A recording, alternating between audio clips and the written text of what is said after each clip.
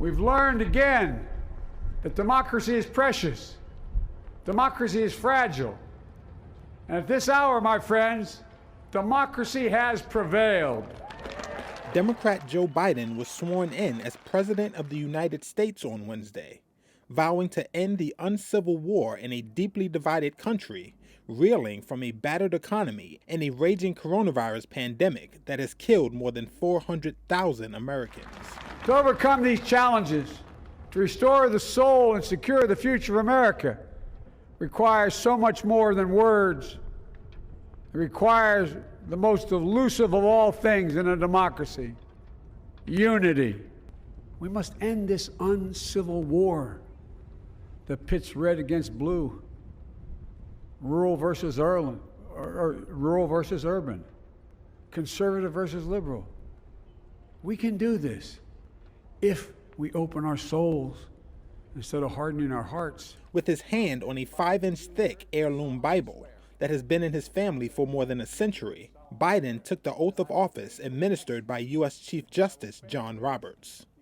Standing in front of a heavily fortified U.S. Capitol, where a mob of Trump supporters stormed the building 2 weeks ago, Biden delivered an inaugural speech promoting a message of hope and unity for the country.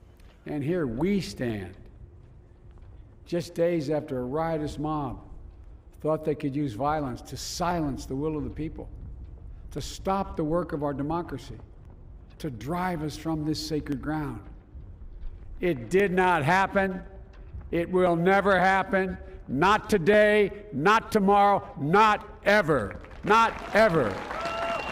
Looking out across the National Mall, covered in a field of flags symbolizing those who could not attend, Biden takes office at a time of deep national unease, with the country facing what his advisors have described as 4 compounding crises: the pandemic, the economic downturn, climate change, and racial inequality. He has promised immediate action and acknowledged his Vice President, Kamala Harris, the first woman, Black American, and first person of South Asian descent to hold the nation's second highest office, declaring it's America's Day. Here we stand, looking out on the great mall where Dr. King spoke of his dream.